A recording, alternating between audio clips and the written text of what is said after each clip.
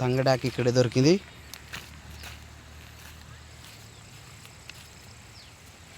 ఇవే కొడాలు చూడండి ఎలా ఉన్నాయి. ఎదురు బొంగులతో చేసినటువంటి కొడాలు, తంగడి పూలు.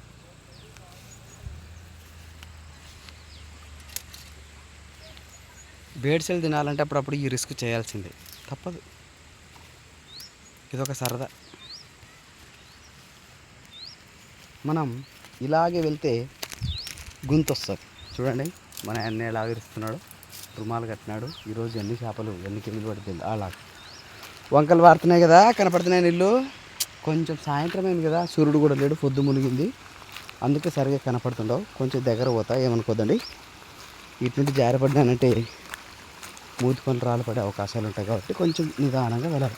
అబ్బో చేపలు ఇక్కడ దిగుతున్నట్టున్నాయి.